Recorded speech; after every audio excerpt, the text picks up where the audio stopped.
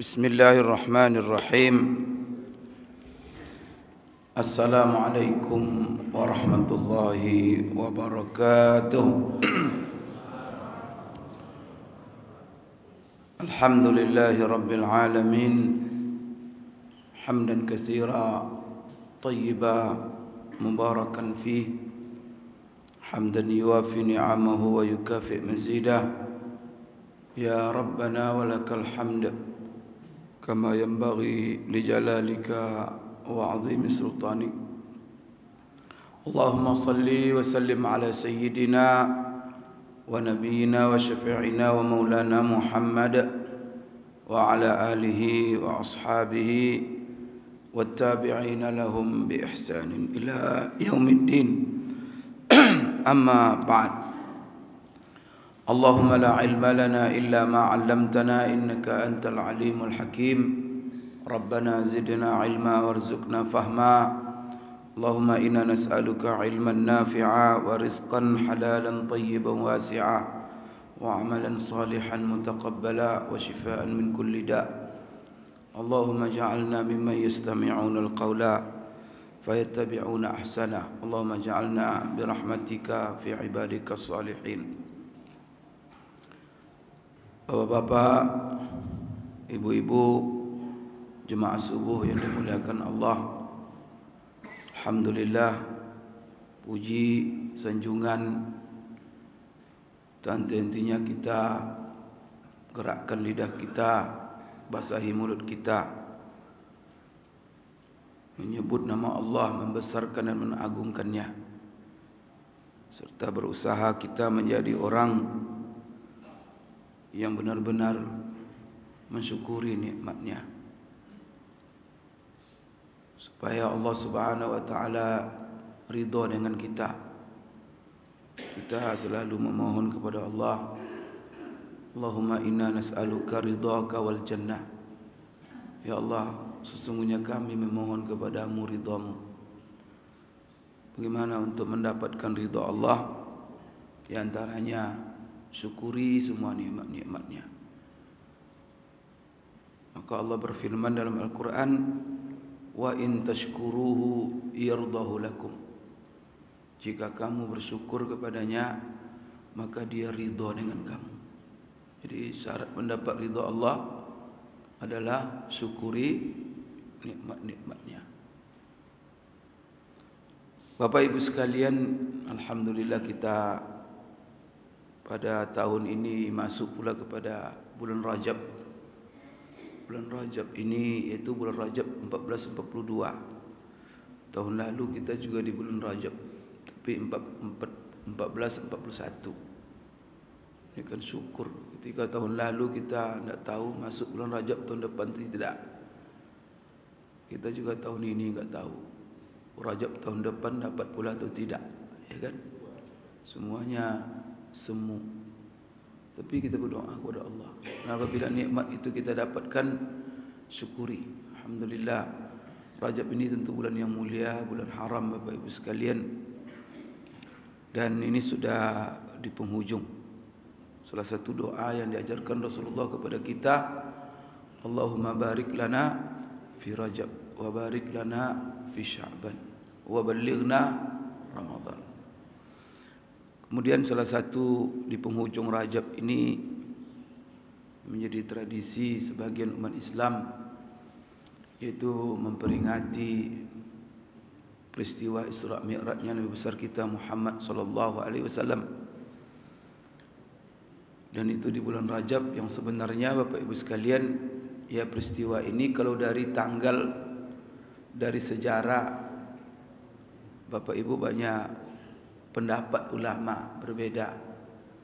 Ada mengatakan tanggal 27 Rajab, ada mengatakan tanggal 12 Rabiul Awal, ada mengatakan tanggal 17, ada mengatakan di bulan Ramadan, ada mengatakan di bulan Rabiul Tsani. Jadi Bapak Ibu banyak pendapat. Memang salah satu pendapat ada 27 Rajab. Kemudian juga tahunnya berbeda-beda pandangan ulama menetapkan. Ada mengatakan 3 tahun sebelum hijrah, ada mengatakan beberapa bulan sebelum hijrah, Tapi pendapat kebanyakan ulama kalau untuk tahun itu setahun sebelum hijrah. Kenapa berbeda-beda Pak Ustaz? Ya kerana tidak penting masalah tanggal. Kerana yang penting substansi dan peristiwa itu dan apa pelajaran yang kami ingin kita bisa ambil. Kalau tanggal ya tidak ada masalah. Itulah sebabnya di dalam Quran itu yang disebutkan, yang diceritakan yang penting-penting saja. Maka Bapak Ibu jangan ngotot bertanya hal-hal yang tidak ada manfaatnya. Kemudian diceritakan tentang Nabi Musa, tongkatnya dilemparkannya menjadi ular. Jangan ditanya pula berapa meter panjang tongkatnya Pak Ustaz. Ya dalam Quran memang tak diceritakan berapa meter ya, apa gunanya. Mau 3 meter, mau 5 meter atau 1 meter. Ditanya pula bahannya apa Pak Ustaz? Itu tongkatnya dari emas atau dari kayu? Apa pentingnya? Ini begitu ya. Jadi kalau kita mempertanyakan sesuatu yang berhubungan dengan amal saja, kalau tidak ada berhubungan dengan amalan, ya usah dibahas-bahas panjang-panjang. Dan sedih juga saya lihat ada ceramah ya menjelaskan hal-hal yang tidak ada hubungan dengan amal. Kemudian mengkaji orang tua Nabi sebelum Rasulullah dalam neraka atau dalam surga. Apa penting bagi kita? Apa hubungan dengan amal kita? Itu aja dibahas-bahas.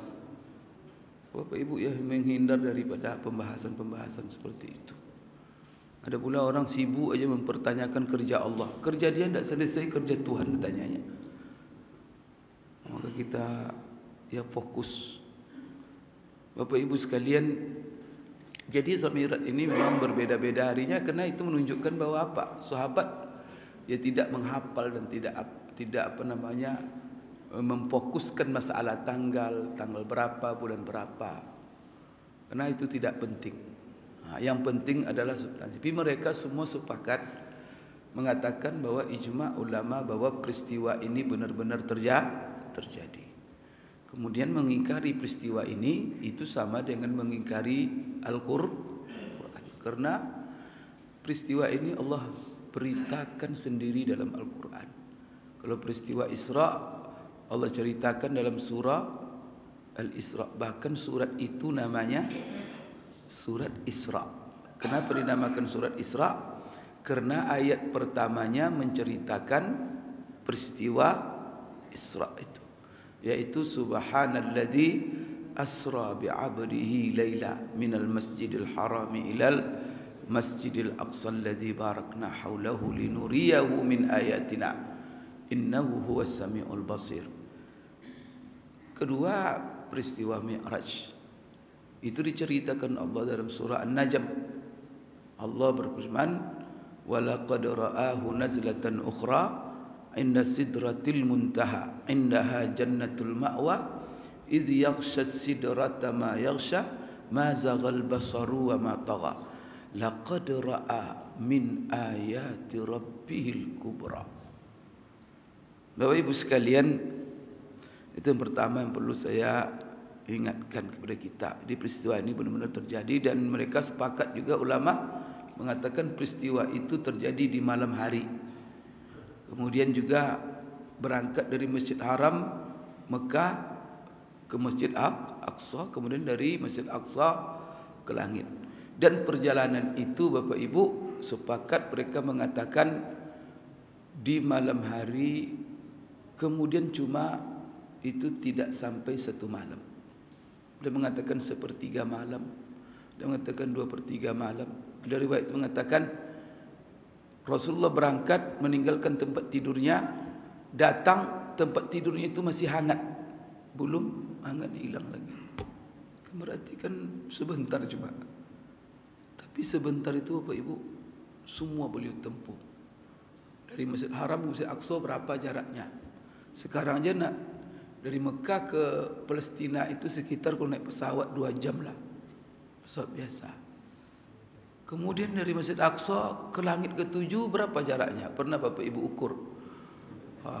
Berapa kilo itu? La ilaha illallah. Matahari itu belum di langit tu Bapak Ibu, itu masih di bawah. Kemudian di langit bintang-bintang kecil-kecil setitik itu. Padahal bintang itu ada yang besarnya beribu-ribu kali lipat besarnya matahari, satu bintang. Itu Rasulullah. Rasulullah sampai bukan ke langit pertama, sampai ke langit 7, sampai ke tempat namanya Sidratul Muntaha. Kenapa disamakan nama Muntaha?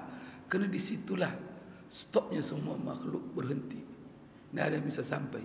Ketika Sidratul Muntaha, Rasulullah, apa kata Jibril? Sudah kau berangkat sendiri, hai Muhammad.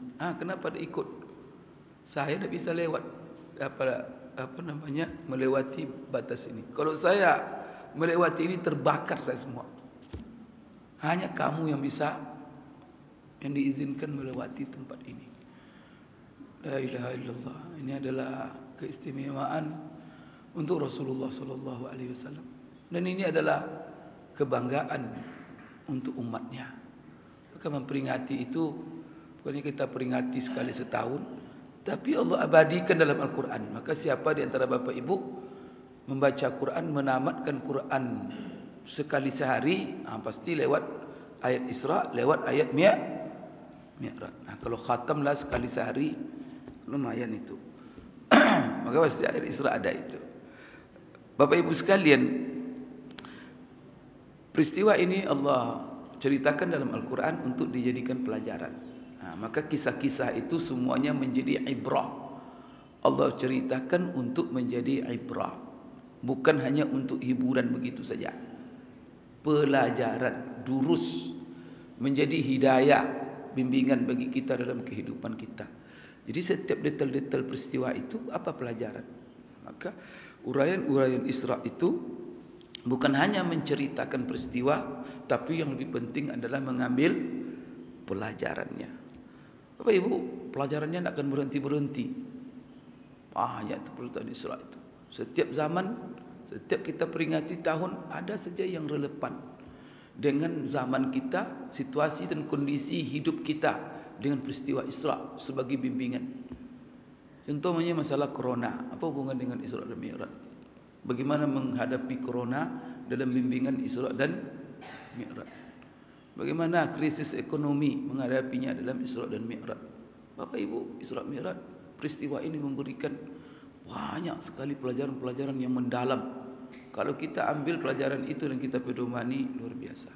Saya mencoba Bapak Ibu sekalian, pertama sekali ya, hal yang perlu kita ketahui Bapak Ibu, Allah yang menjelaskan kepada kita dalam peristiwa ini, ayat yang menjelaskan peristiwa Isra itu dimulai dengan Subhanalladzi asra bi'abdihi laila. Subhana ini subhanallah. Artinya apa? Maha suci Allah. Allah memiliki seluruh sifat yang sempurna. Dia maha segala-galanya. Allah maha mengetahui. Allah maha melihat. Kita ni kan tak ada yang maha-maha, Pak. Kalau bapak, ibu mengetahui, tak ada. Oh, ibu tu maha mengetahui. Mana ada maha? Kaya pun kita tidak ada maha kaya. Orang kaya itu aja. Orang kaya juga kaya sementara. Mati tidak ada orang kaya lagi. Bangkai namanya. Tidak ada orang kaya. Kalau dikubur itu bangkai namanya. Mayat. Cuman ada bahasa halusnya mayat. Mayat itu sebenarnya bangkai artinya.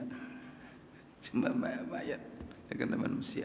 Tapi kalau hewan, sebenarnya bahasa Arabnya mayat juga Pak. Cuma bahasa Indonesia kita ini terjemahkan kalau bangkai hewan bangkai. Tapi kalau bangkai manusia kita sebut bahasa halusnya aja itu. Mau apapun dia, presiden besok akan jadi bangkai, raja akan jadi bangkai semua. Itulah manusia. Allah Subhanahu maha hidup, maha berdiri sendiri, maha kaya, maha pemberi rezeki, maha mengawasi, maha kuasa, maha melihat. Ya Allah, Bapak Ibu sekalian, maha kuat, Al-Qawi. Bapak Ibu sekalian, kemudian arti maha subhana itu juga maha suci. Artinya apa? Dia jauh daripada segala sifat kekurangan. Kenapa dimulai ayat itu dengan kata subhana? Salah satu pelajarannya apa? Allah itu kalau sudah berkehendak sesuatu, Bapak Ibu, tak ada yang bisa menghalanginya dan tidak terikat dengan apa saja. Maka kalau dia berkehendak sesuatu, innama amruhu idza arada syai'an an yaqula lahu kun fayakun. Cukup kun, ada dia dengan kaf dan nun saja. Kun, selesai itu semua. Kenapa Allah jelaskan itu? Bahwa Allah tidak terikat dengan sistem apa saja. Kalau dia berkehendak, Bapak Ibu, kalau dia mau, kun, selesai. Kenapa pakai subhana? Karena Allah akan menceritakan peristiwa.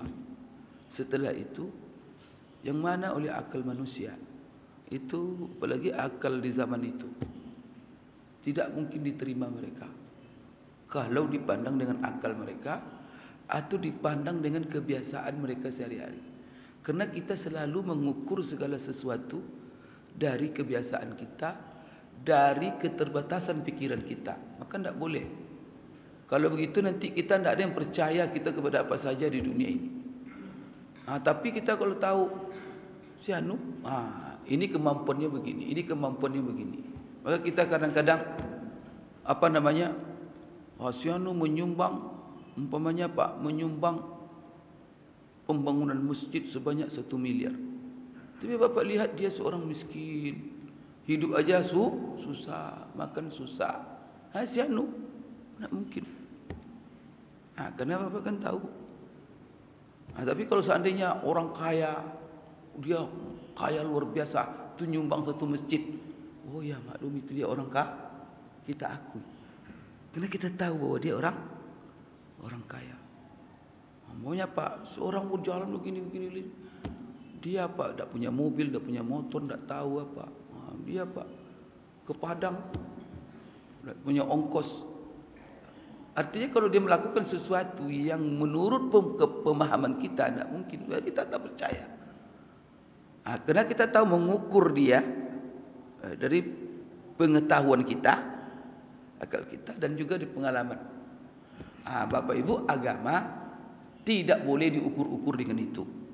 Maka peristiwa Isra Mi'raj ini jangan diukur dengan pengalaman kita, akal manusia, tetapi maka dimulai oleh Allah subhana. Yang melakukan, yang berkehendak peristiwa ini adalah orang yang bersifat maha semuanya. Kalau dia berkehendak, maha semuanya. Tidak ada mustahil. Bayangkan Bapak Ibu, masalahnya Rasulullah itu berangkat setelah Isya, datang setelah subuh. Dalam jarak, la ilaha illallah, Allah yang maha tahu. Ditempuhnya jarak itu semua. Hanya dalam tidak sampai 1 malam. Tetapi Bapak Ibu, di dunia ini, alam semesta ini, Allah sudah kehendaki, Allah ciptakan berdasarkan sebuah sistem. Itu yang disebut dengan sunnatullah. Jadi ada sunnatullah. Sunnatullah ini kalau boleh kita katakan namanya hukum kausalitas namanya. Hukum kausalitas itu sebab akibat. Apabila ada sebab, ada akibat. Ada sebab, ada akibat. Ada minum, lepas haus. Makan, hilang lapar. Ya kan? Nanti apa? Hidupkan api, masak nasi. Jangan taruh periuk tu, tak ada api dalam. Anak ada itu nak masak-masak. Bapak Ibu gitulah. Semuanya. Nanti main air, basah. Main api, terbakar. Pisau, melukai. Ini semuanya berjalan atas sebab akibat ini. Berdagang dari pagi, kenapa Bapak Ibu sekalian mau aja berdagang dari pagi sampai malam cari duit? Kenapa Bapak Ibu tahu? Pergi berdagang dulu, beli modal dulu, pakai modal beli barang apa, duduk jualan, nanti baru dapat duit. Ada sebab, ada. Itu mungkin Bapak dapat duit tidur saja, hasil itu tunggu duit, bisa? Tidak ada. Maka begitulah manusia. Bapak Ibu, begitulah alam semesta ini Allah ciptakan. Walan tajida li sunnatillahi tabdila. Tak ada yang bisa makhluk siapapun merubah-rubah sistem Allah ini. Maka dalam kita ini Ini sunatullah dalam tubuh kita ini semua, Bapak Ibu. Makan baru kenyang. Tidak bisa raba itu. Saya ini kan sibuk ya Allah. Pekerjaan lagi banyak ini. Sudah 2 minggu saya stop makan, kunci ruang-ruang makan itu. Sibuk bekerja menyelesaikan proyek. Bisa? Ini ya tidur ini menyusahkan aja tidur ini. Tertidur. Distel mata itu supaya tidak. Distel dia supaya tidur. Atau distel supaya tidur terus jangan bangun, Pak. Bisa. Bisa. Itu Allah ngatur. Tidak ada dokter yang mestel-stel itu tuh. Tidak bisa itu. Bapak Ibu, ini sudah cuman manusia. Ada sebab, ada akibat. Itulah manusia tak berpikir kadang. Itu maka Allah katakan di sini subhana. Bapak Ibu, karena manusia selalu di dunia ini ada sebab, ada akibat, sebab akibat. Manusia lupa. Maka itu kenapa orang ateis tak percaya Tuhan? Apa masalahnya, Pak? Tak percaya Tuhan, malas solat, malas apa? Malas beragama, hidup apa kata dia? Karena dia mengira bahwa sebab itulah yang menciptakan akibat. Dan akibat itu ada karena ada sebab. Tidak ada hubungannya dengan Tuhan. Astagfirullah. Disinilah nyasarnya manusia. Maka orang kenapa Bapak lihat malas-malas solat?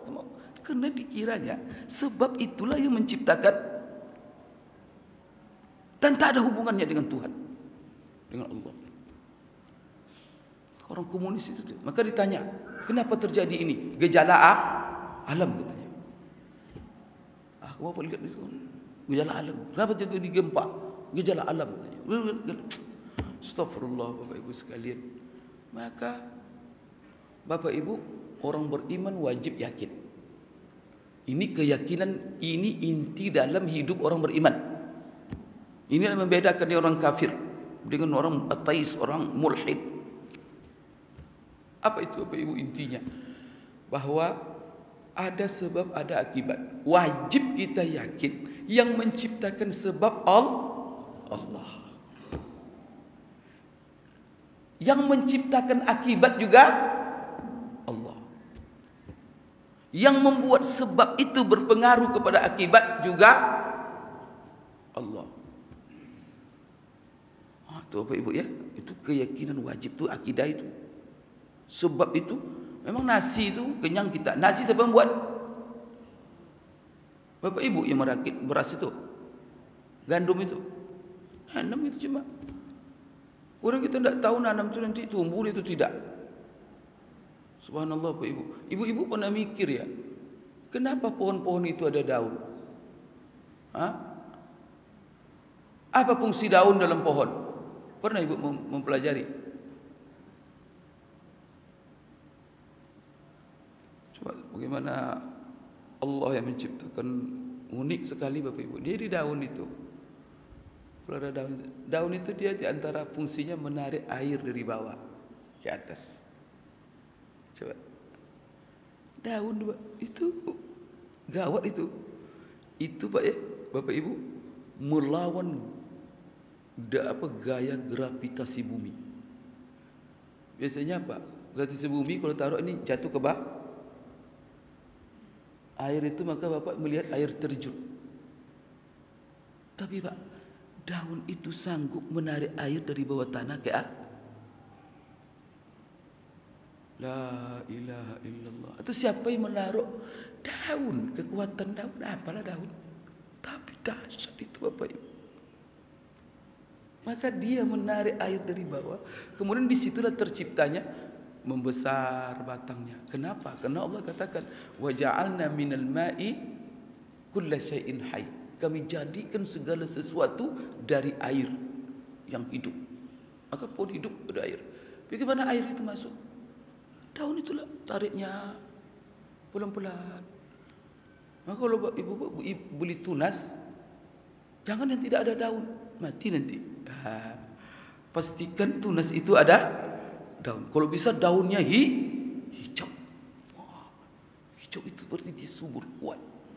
Allahu Akbar. Jadi Bapak Ibu sekalian coba lihat. Lalu dia tarik. Nanti ranting-ranting. Di situ nanti keluar ranting, keluar sampai nanti keluar buah. Buah yang lezat. La ilaha illallah. Bapak Ibu sekalian, itu semua sunnatullah. Maka pohon itu berbalik daripada daya gravitasi bumi. Sekarang Bapak Ibu sebab akibat. Sebab Allah yang menciptakan, akibat Allah yang menciptakan. Sebab berpengaruh kepada akibat, Allah menciptakan. Semuanya kehendak Allah. Maka kadang-kadang Allah perlihatkan kepada kita. Kadang-kadang sebab kita lakukan, tapi tidak ada akibat. Maka tidak selalu ada sebab, ada akibat. Kadang-kadang pontang-panting Bapak Ibu berdagang pagi sampai apa sore, tapi tak dapat duit. Kadang-kadang ada akibat, sebab tak ada. Tidur-tidur di rumah, menunung, tiba-tiba, Assalamualaikum Pak, ini ada amplop katanya, duit isinya. La ilaha illallah. Mungkin lebih banyak seperti itu. Maka banyak kita ni Pak menghitung-hitung duit kerana kita melakukan sebab. Saya kemarin sudah begini, nanti akan dapat duit. Ditunggu-tunggu duit itu tak datang. Malah kabur duit itu. La ilaha illallah. Tapi berapa banyak duit yang datang kepada kita tidak disangka, di luar perencanaan, di luar apa namanya. Karena apa Ibu? Ada kadang akibat, tak ada sebab. Kerana yang menciptakan akibat Allah. Dan Allah kuasa menciptakan akibat tanpa ada sebab. Apa di antara sebab Bapak Ibu? Di antara sebab adalah manusia lahir kalau ada orang tua, ada istri, ada suami. Dan melakukan hubungan suami istri. Nanti lahir anak. Maka sebabnya Pak berhubungan suami istri nanti lahir anak. Tapi apakah selalu sebab berakibat? Berapa banyak orang menikah berpuluh-puluh tahun tak beranak mungkin 5 kali sehari semalam dia berhubungan, tapi tak ada anak. Tapi ada orang sekali sebulan berhubungan, asal berhubungan langsung.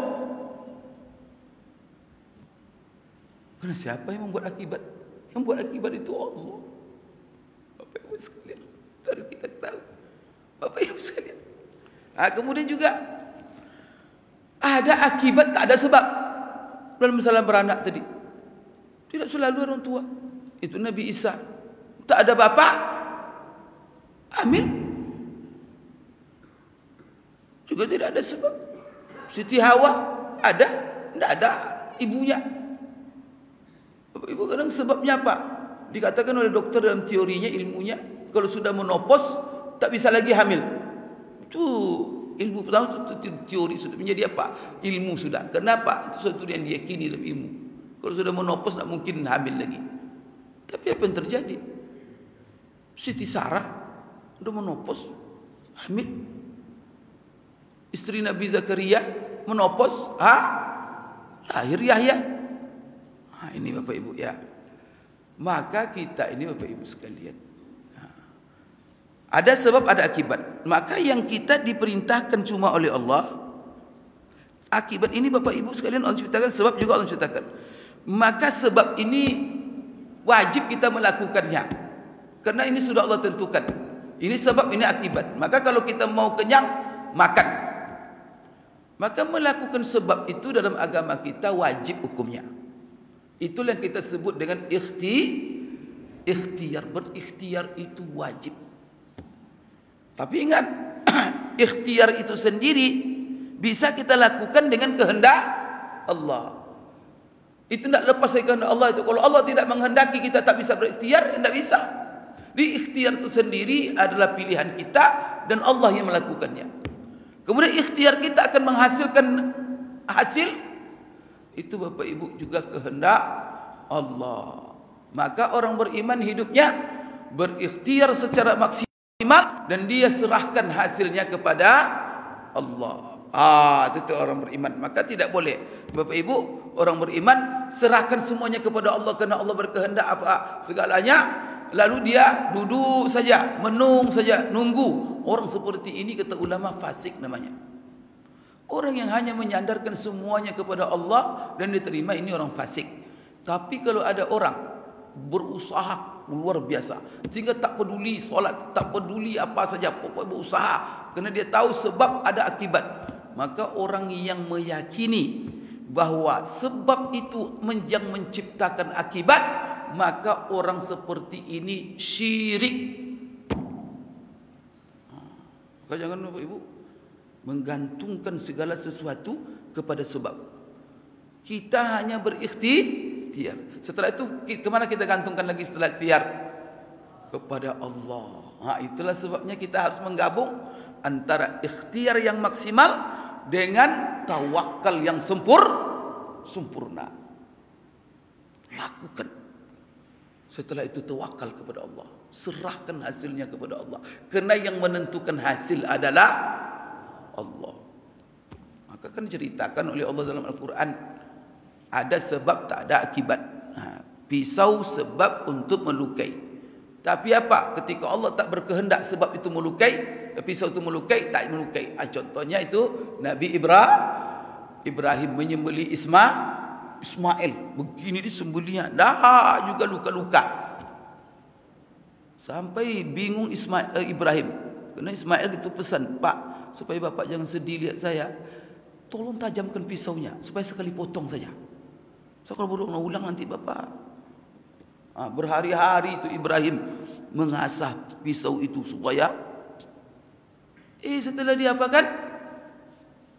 Tak luka sedikit pun tumpul. Bingung Ibrahim, ini tak tajam pisau saya ini. Dicobanya ke batu, terbelah batu tu. Diulangi lagi ya, enggak juga. Apa kata Allah? Sudah Ibrahim, sudah. Kamu sudah lulus tes. Kenapa saya suruh kamu menyembelih itu cuma menguji kamu. Sekarang sebagai gantinya seekor kibas. Ini kita harus menjadi orang-orang yang lulus ujian. Semua kita diuji Allah. Maka ketika diuji oleh Allah, laksanakan perintah, laksanakan saja. Jangan kerjakan ini, kita hindari. Jangan ditanya-tanya. Nanti Allah akan beri hadiah. Banyak tentangan, sabar saja. Jangan buka aurat, harus pakai jilbab. Gimana pun orang nyuruh kita juga jangan buka. Sekalipun dipecat kerja, tak ada masalah. Begitu. Nanti dipecat kerja, nak makan saya Pak Ustaz. Yang ngasih makan bukan manusia, yang ngasih makan. Susah kadang-kadang Pak. Kadang-kadang untuk komitmen menjadi istiqamah susah. Tantangannya. Kadang agak miskin hidup dibuatnya. Kadang-kadang orang tidak negur kita. Kerana lingkungan sudah rusak. Jadi kalau ada orang ini penipu semua. Atau ada bapak jujur satu orang, maka bapak akan disingkirkan oleh para penipu. Kadang derita kita. Sabar. Di situ. Nanti apa? Diuji pula. Di sini juga begitu. Di sini juga itu. Arti tersepit hidup tu di mana-mana. Nanti suatu saat kalau teruji sudah, Allah akan memberikan hadiah yang sangat luar biasa. Inilah salah satu juga pelajaran dari Isra dan Mi'raj. Rasulullah SAW dalam menjalankan menegakkan dakwah, ya Allah, macam-macam kesulitan yang dihadapi. Rasulullah jujur, amanah, lembut, penyayang, hormat. Orang seperti itu dimusuhi.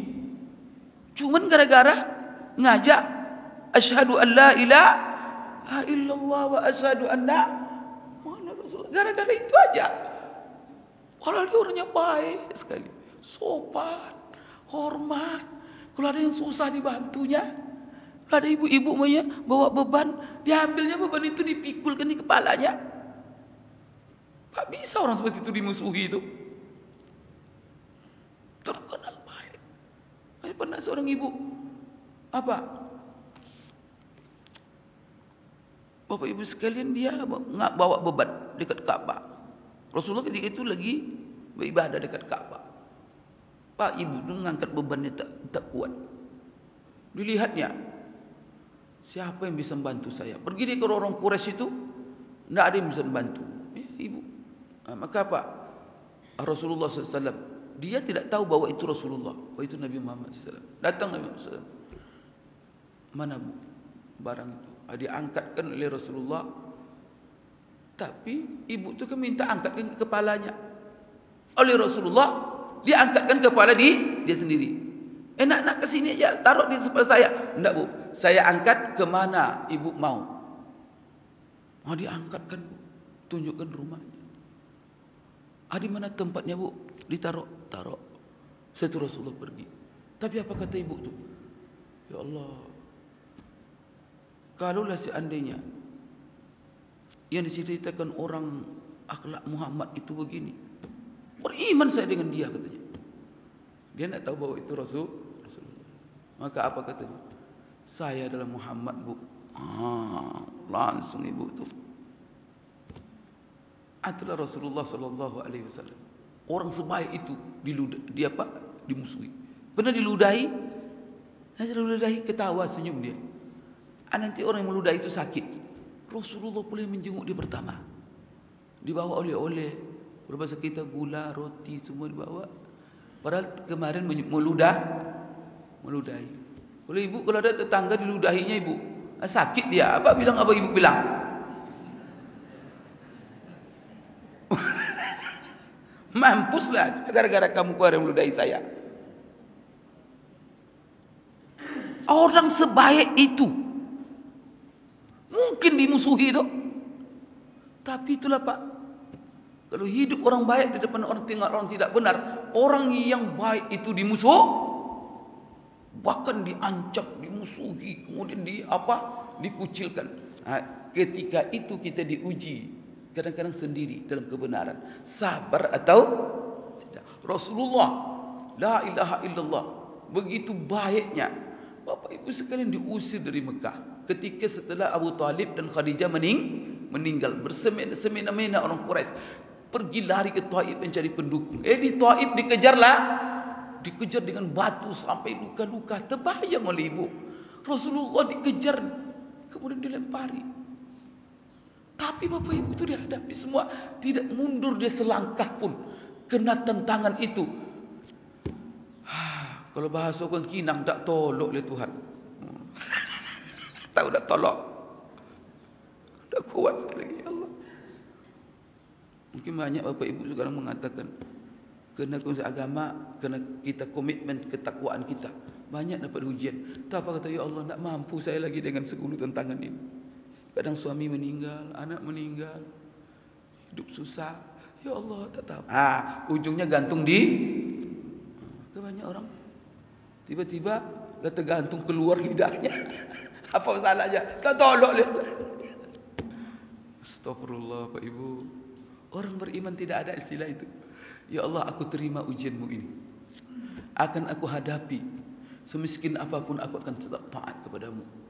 Aku akan tetap solat berjamaah. Aku tidak akan mungkin meminta-minta. Walaupun aku miskin, aku akan tetap berusaha. Tak akan pernah mencuri, tak akan pernah mengambil hak orang lain. Aku akan sabar ya Allah. Ketika itu Pak Ibu, kalau teruji, ketika itu hadiah istimewa akan datang. Maka hadiah tidak akan mungkin didapatkan sebelum lulus ujian. Maka pemenang itu setelah apa? Sebelum berlomba dikasih hadiah atau setelah?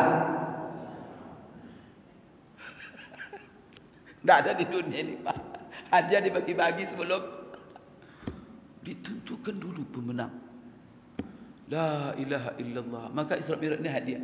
Rasulullah begitu Bapak Ibu, sehingga tahun dia di Isra Mi'rajkan itu namanya Amul Husni. Maka ini hubungannya dengan corona. Susah hidup kita, pakai masker, jaga jarak, semuanya serba susah. Banyak pekerjaan yang tutup, pengangguran, ekonomi melemah, kemudian pendapatan menurun. Ibu-ibu yang jual lontong sekarang orang tak keluar, sekarang lontongnya basi. Sabar Bu, sabar. Biasa jualan sekian, sekarang tidak jualan kena ekonomi. Karena kalau semua ekonomi orang bermasalah, jualan juga berpengaruh. Begitulah terus. Tapi sabar. Maka Isra Mi'raj mengajarkan kepada kita, di dalam setiap cobaan ujian ada hadiah yang menunggu. Tapi kuncinya sabar. Innallaha ma'as sabirin. Sesungguhnya Allah bersama orang-orang yang sabar. Bapak Ibu sekalian, ini pelajaran pertama. Maka itu Isra Mi'raj. Yang kedua, Bapak Ibu sekalian, hukum sebab akibat tadi. Artinya apa? Kita wajib meyakini Bapak Ibu sekalian bahwa sebab Allah yang menciptakan, akibat Allah menciptakan, tapi Allah bisa mampu menciptakan sebab tidak ada akibat dan menciptakan akibat tanpa sebab. Maka apa? Dengan begini kita tidak pernah ada yang namanya putus asa. Itulah sebabnya Nabi Ibrahim, Nabi Zakaria memberanikan diri tetap berdoa. Padahal istrinya sudah bungkuk.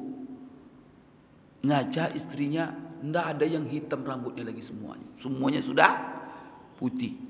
Kira-kira kalau bapak umpamanya beristri, setelah itu 20-50 tahun sudah beristri tak juga mendapat anak. Istri sudah tak haid lagi, sudah bungkuk, sudah putih dan nenek-nenek. Kira-kira bapak masih berdoa minta anak tak?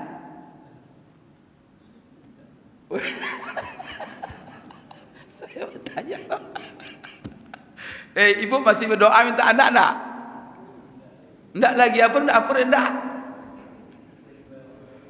Cari yang, atuh bapak kata cari yang baru. Atuh lain.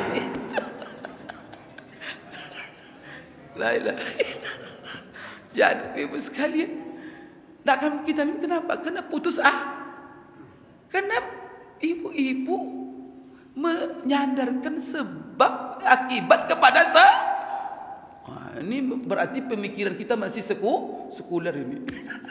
Berarti belum teruji imannya. Kadang-kadang kan saya pegawai rendah, penghasilan begini, masa saya bisa bangun sebuah masjid besar? Kan dikiranya apa? Duit yang bisa bangun masjid besar. Duit usaha saya kecil, bagaimana saya bisa? Bapak Ibu, maka kita coba dia jual sayur. Ya Allah, saya mau haji. Dia cuma jual sayur bayam. Kepengen pula. Maka orang beriman kalau dia iman, kalau dia yakin bahwa apa? Tidak selalu sayur yang membawa dia haji, bukan itu. Bukan sebab akibat, bukan sebab yang membuat akibat itu. Kenapa akibat bisa jadi ada tanpa ada maka orang beriman dengan keyakinan ini, kalau itu kebaikan, dia tak pernah berhenti bermohon. Sekalipun menurut akal manusia mustahil. Karena tidak ada yang mustahil bagi Allah. Karena sekarang, apalagi kondisi sekarangnya, lah udah teruklah umat Islam ini.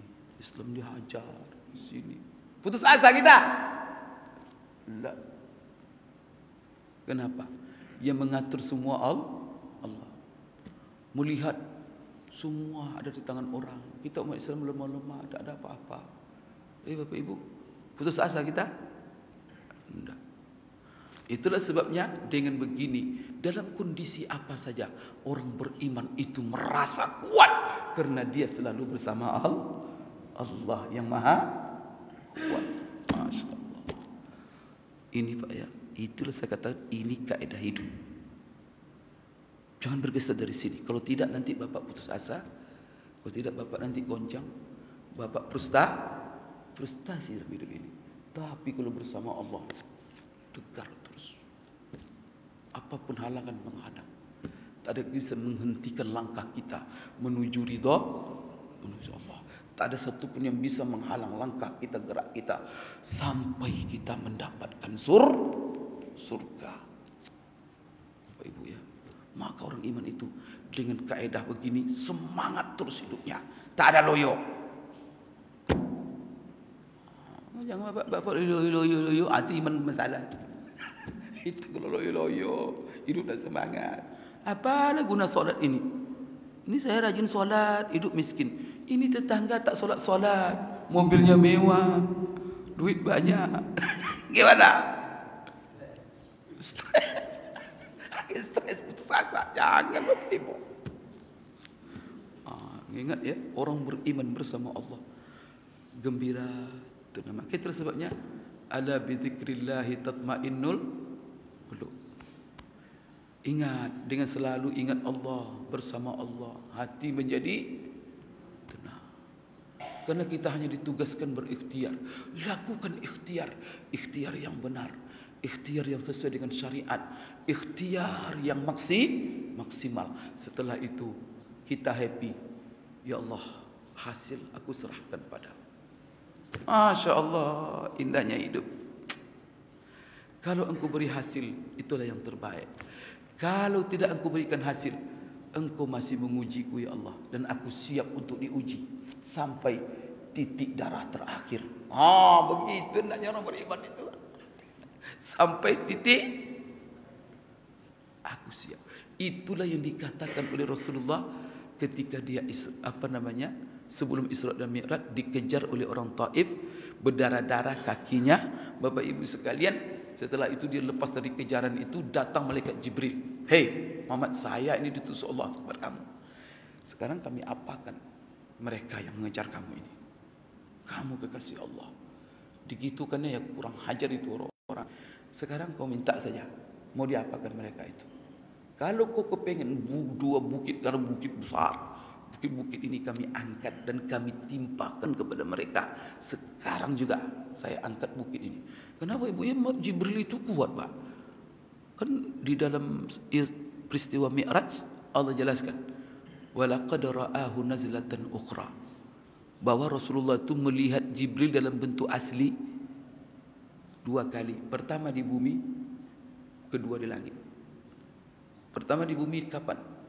Ketika dia menerima wahyu pertama, itu di Gua Hira.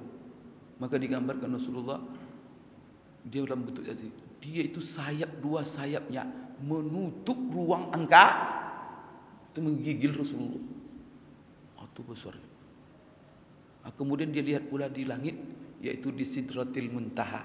Maka itulah ayat, walaqad ra'ahu nazlatan ukhra inda Sidratil Muntaha, di Sidratil Muntaha.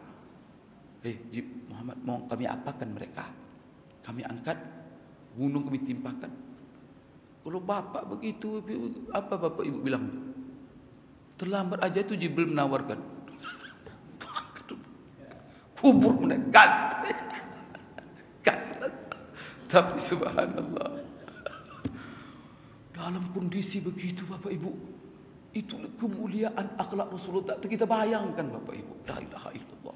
Maka itu diberi hadiah dia, diberi hadiah Isra Mi'raj dia. Maka Bapak Ibu kalau pemaham ya, Allah takkan menghina kita. Itu ketinggian bagi kita. Walaupun diniaya orang, maafkan dia. Subhanallah.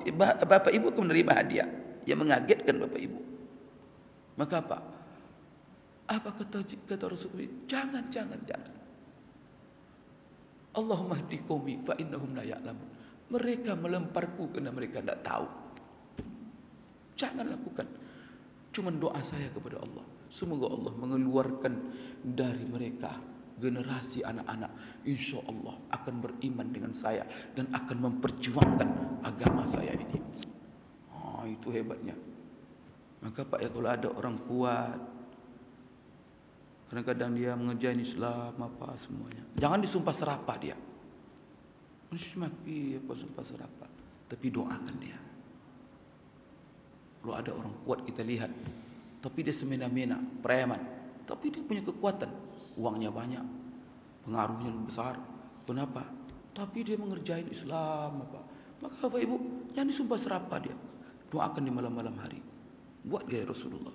Begitu Abu Jahal ngerjain dia. Abu Jahal itu menghina dia aja kerjanya. Hei orang gila, hei tukang sihir, hei apa, macam-macam Pak. Tapi dia sopan terus sama Abu Jahal. Ya Abul Hakam, ya Abul Hakam. Hei orang Bapak Ibu sekalian. Tapi dia terlalu berdoa. Ada doa Rasulullah ketika awal-awal Islam. Doakan selalu. Ya Allah, berilah hidayah. Kalau pendakkan kedua-duanya, salah satunya ya Allah, yaitu dua Amr. Karena Abu Jahal itu namanya Amr bin Hisham. Sedangkan yang kedua Umar bin Khattab. Saya minta kalau bisa kedua-duanya masuk Islam. Kalau tidak, salah satu. Akhirnya Allah memilih siapa? Umar bin Khattab. Gitu Pak. Kalau ada orang banyak duit tapi dia maka doakan malam-malam. Mungkin doa Bapak Ibu ini ada yang mustajab. Ya Allah beri hidayah itu orang. Saya melihat Pak, ada orang awalnya orang kaya Pak, belum masuk Islam, tak tahu siapa yang mendoakan dia masuk Islam, dapat hidayah. Setelah itu hartanya bangun masjid, buang panti asuhan. Saya melihat dengan mata sendiri, banyak begitu. Jangan lupa ya, jangan putus asa. Kita punya ikhtiar, kita punya doa. Maka Rasulullah berdoa dia, ya Allah tunjuki hidayah ke mereka. Mereka tak tahu. Ya Allah, mudah-mudahan keluar dari mereka generasi yang membela Islam. Betul Bapak Ibu. Setelah peristiwa itu Rasulullah hijrah ke Madinah. Berbondong-bondong orang Taif itu datang ke Madinah menyatakan masuk Islam. Maka salah satu orang Taif yang luar biasa Islamnya itu namanya sahabat Abu Dzar Al-Ghifari. Abu Dzar Al-Ghifari itu orang Taif itu. Itu nenek moyangnya dulu itu yang melempar Rasulullah. Tapi dia masuk.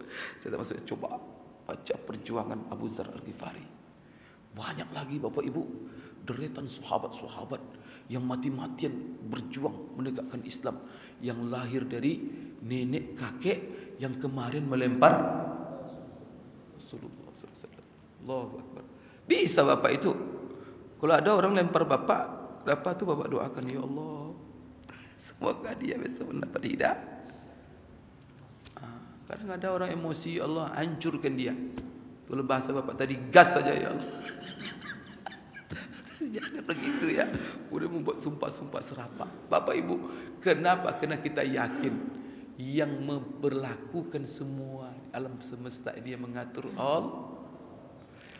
Maka orang beriman tak pernah putus, malah optimis, dan dia berdoa, membuka ikhtiar.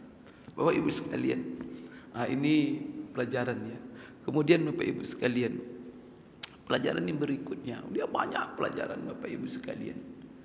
Pelajaran yang berikutnya Bapak Ibu sekalian, agama ini Bapak Ibu, karena Rasulullah Sallallahu Alaihi Wasallam, ketika Isra kan dilawan oleh orang Quraisy. Abu Jahal tak percaya, banyak. Saya pernah jelaskan sini 4 golongan manusia. Ketika itu mendengar peristiwa Isra, pertama orang kafir memang memusuhi Rasulullah. Mendengar peristiwa Isra dari Rasulullah menjadi kekafirannya. Yang kedua sudah simpati kepada Rasulullah, pengen sudah masuk Islam. Mendengar cerita Isra Mi'raj, ini tidak benar lagi dia katanya. Balik dia.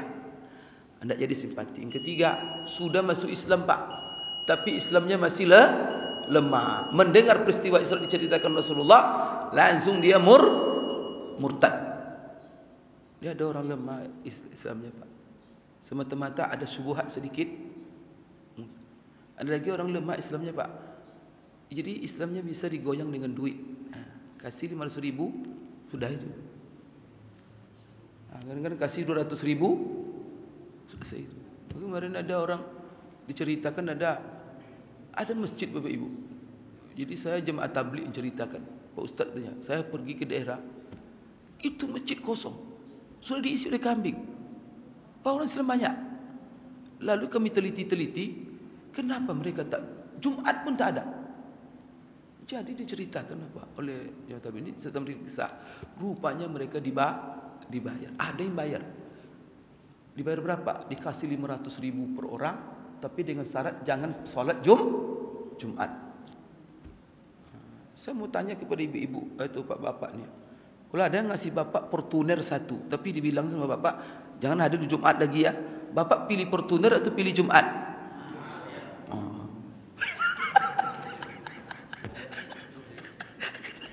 Itulah. Goyang tak? Tapi kalau di masjid yakin saya ini tidak akan dipilihnya Fortuner, Jumat dipilihnya. Tapi yang di luar-luar masjid sana, buat Bapak Ibu, terpaksa dia beberapa hari di sana berjuang, balikkan lagi. Jadi kami bersihkan masjid itu, potong kami bersihkan lagi, buat mengkilat masjid itu. Setelah itu kami datangi satu-satu. Kami beri pelajaran mereka. Alhamdulillah, berisi masjid kembali. Datang mereka ke masjid kembali. Masa itu baru saya pulang. Enggak, Bapak Ibu. Ada orang yang Islamnya, imannya hanya cukup digoyang dengan Indomie. Indomie, Pak. La ilaha illallah. Rasulullah sempat digoyang dengan macam-macam. Digoyang dengan dihina. Maka kita ini kadang-kadang kalau seluruh masjid itu dihina. Babak gila tanya. Masuk masjid, ngapain ke masjid kamu apa? Mungkin besok tak datang lagi masjid. Tak tadi. Kamu ni pura-pura rajin aja, pura-pura taat. Kadang mundur itu. Banyak menggoyang. Rasulullah digoyang dengan dihina, dicaci maki, dibilang orang gila, macam-macam orang bodoh. Kemudian Bapak Ibu digoyang dengan bukan hanya begitu, disakiti fisiknya. Sedang solat dilempar dengan tai unta. Benar Rasulullah diikat, diseret dari belakang.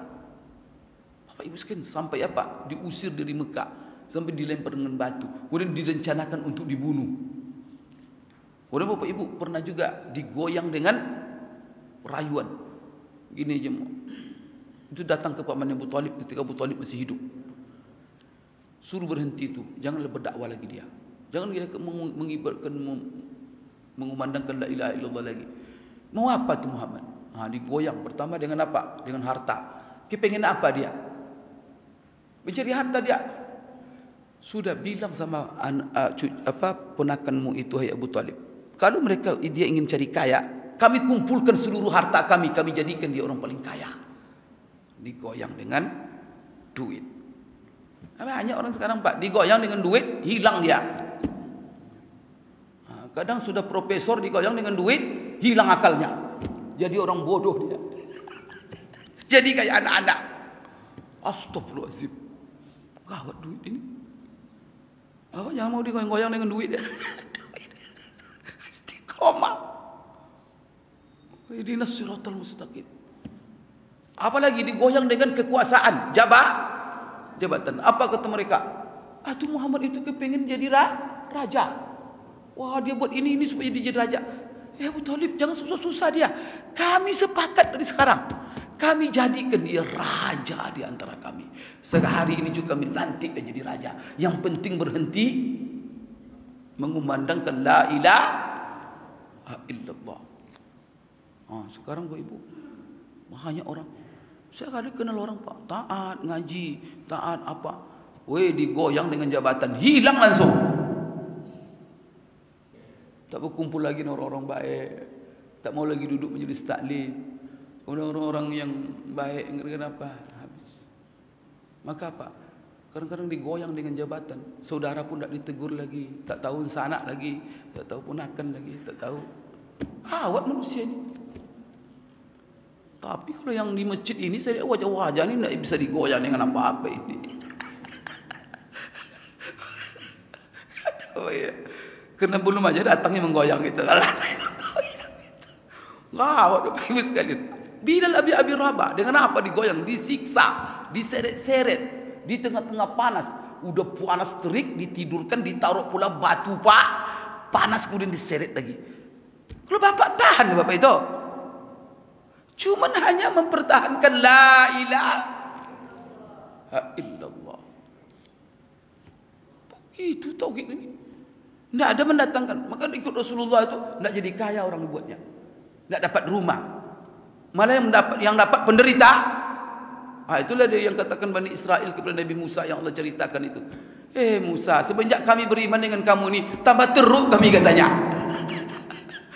Azab kami katanya. Dulu belum kamu lagi jadi Nabi, jadi Rasul, kami sudah azab juga. Sekarang jadi pengikut kamu, kami semakin.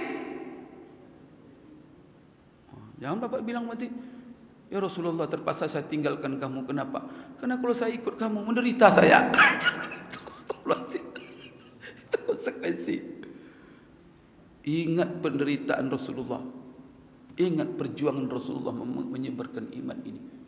La ilaha illallah, semua dia korbankan. Tawaran coba jadi raja, tolaknya. Kenapa lagi wanita? Banyak sekarang orang Taat solat apa? Adik goyang oleh wanita cantik, hilang langsung. Maka apa ditawarkan wanita? Maka setan-setan itu, inilah alat-alatnya. Alatnya apa? Jabatan. Alatnya apa? Alatnya untuk menggoyang orang apa? Perempuan. Itu bahaya ya Bapak Ibu sekalian. Bagaimana Rasulullah? Lulus enggak? Lulus dia. Sampai dia katakan di depan tawaran itu, pamanku bilang sama mereka, kalau mereka sanggup ngambil matahari. Bisa orang ngambil matahari, Pak. Jangan kan ngambil, mendekat aja. Ambil matahari itu, taruh di kananku. Suruh mereka ambil bulan, taruh tangan kiriku. Itu konsekuensinya mereka bisa ambil, taruh tangan kananku, ini bulan tangan kiriku, supaya aku berhenti berdakwah ini. Saya tak akan berhenti sampai tetes darah begitu mantapnya. Maka ketika dia dilempar, ya Allah, saya terima seluruh tentangan ini. Kemana lagi engkau hadapkan saya? Ke Mekah saya diusir oleh keluarga saya sendiri. Pergi saya ke Taif, saya dilempari dengan batu. Begini kondisi, saya terima itu ya Allah. Cuman yang aku inginkan kepadamu ya Allah, engkau ridho denganku. Selagi engkau ridho, seluruh tantangan itu akan aku hadapi. Itu kuat ya. Selama Bapak Ibu dalam ridho Allah, jangan pedulikan seluruh tantangan. Dan kita maka Bapak Ibu, apa kata Allah? Kata Rasulullah, walakal utbah hatta tarda. Saya akan siap berjuang mati-matian sampai engkau ridho. Walakin afiyatuka ausali. Tapi aku juga ya Allah memohon kepadamu keselamatan, penjagaan, karena aku tahu pemeliharaan, penjagaan lebih luas bagiku daripada ujian yang engkau timpakan padamu. Ini doa ini menunjukkan jangan diminta pula musibah. Ya Allah, timpakan kepada musibah, aku siap. Ada oleh itu.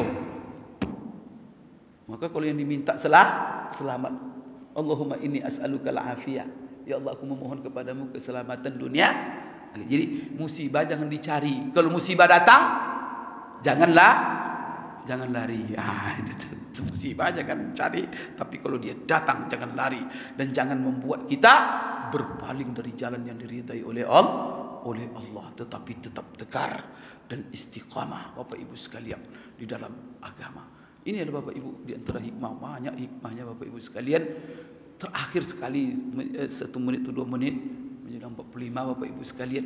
Maka kita di dalam perintah Allah ini Bapak Ibu, kenapa Abu Jahal tidak menerima? Kenapa? Karena dia tanya-tanya dengan akalnya, pengalaman pribadinya. Sehingga apa? Ini Muhammad cerita apa-apa saja ini katanya. Maka mereka ingkari, mereka lawan, mereka bohongi Rasulullah SAW. Cuman satu saja yang membenarkan, dia itu Abu Bakar. Ketika Abu Jahal mengadu, coba temanmu itu semakin menjadi-jadi aja kebohongannya. Tadi malam dia bilang dia pergi ke Masjid Aqsa sebelum subuh dan nyampai. Padahal kita 1 bulan pergi, 1 bulan pulang. Bapak Ibu sekalian, apa kata Abu Bakar? Memang Rasulullah yang mengatakan? Maka apa kata? Iya, dia sekarang lagi cerita, kalau tak percaya pergi kamu ke sana. Hei, dengarkan Abu Jahal. Kalau dia yang cerita, jangankan ke Masjid Aqsa tadi malam katanya. Kalau dia memang yang cerita, kalau dia bilang bahwa tadi malam dia ke langit ke-7, saya percaya. Tapi yang penting dia cerita. Bapak Ibu, komentar Abu Bakar ini sangat bermanfaat bagi kita di dunia modern media sosial sekarang. Maka itulah sebabnya setiap informasi yang datang, tanya dulu siapa yang membawa jangan ditelan begitu saja. Apalagi di zaman sekarang berseliweran hoax, berita-berita bohong. Maka Bapak Ibu, berita jangan ditelan percaya, kemudian langsung di-share. Dosa kita nanti. Maka cek dulu.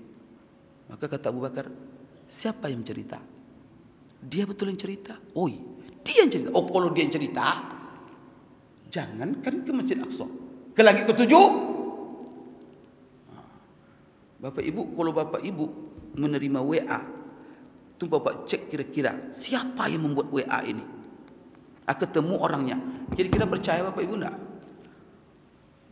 Nah, sekarang Pak, ada orang memang profesinya membuat kebohongan. Jadi makan gaji dia, kerjanya membuat untuk mengisi-ngisi media. Astagfirullahaladzim Bapak Ibu. Kadang-kadang Bapak Ibu ya Allah, kenapa saya hidup di zaman seperti ini nih? Ini bukan zaman gila lagi nih Pak. Zaman apa sebut? Zaman apa namanya nih Pak? Astagfirullah. Zaman edan lama lagi. Waktu saya tahun 80 sudah zaman edan namanya. Dulu ada Ustaz Zurin MC zaman edan katanya. Sekarang zaman apa namanya? Orang bekerja untuk sehari-hari makan cari gaji, tapi buat dia bohong. Ada yang lebih nahas dari itu lagi Bapak Ibu. Itu yang kita saksikan dalam kehidupan kita nih. Itu Bapak baca-baca berita itu begitu saja. Abu Bakar memberikan pelajaran kepada kita. Cek siapa yang mengatakan.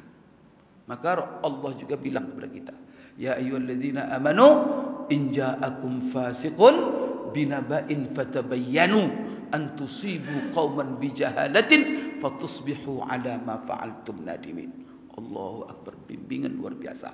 Ini ayat dalam dunia modern yang mana kita di tengah-tengah media sosial yang menyebarkan informasi macam-macam. Maka ayatnya in ja'akum fasiqun binaba'in. Kalau datang satu berita informasi kepadamu, cek, cross check. Jangan di-share. Kalau tidak kamu cross check, kamu akan menyesal. Tapi penyesalan ketika itu tak ada guna. Sekali share, berjuta orang tanggung dosanya itu. Kita yang menyebabkan berita bohong itu. Maka stop kalau di-share sama kita saja. Hapus. Kalau nak kan tahu, apalagi berhubungan dengan menjelekkan orang, menjelekkan pemimpin, kemudian merendahkan orang, memfitnah orang, itu isinya. Bapak Ibu sekalian, jangan share. Benar pun kalau tidak ada maslahatnya, ngapain kita share? Sudah cukup. Jadi kalau sudah berhubungan dengan orang atau apa, apalagi Bapak Ibu merendahkan agama kita, melecehkan ulama, jangan ikut-ikut pula mensersir. Baca aja inna lillahi wa inna. Ini enggak, dia pula yang semangat mensersir. Astagfirullahaladzim. Padahal itu berita bohong. Dosa Pak, dosa. Lebih baik apa? Jangan baca-baca lagi. Baca Quran. Bilang orang bodoh dari berita, biarin aja lah. Tapi ini berita dasar isinya.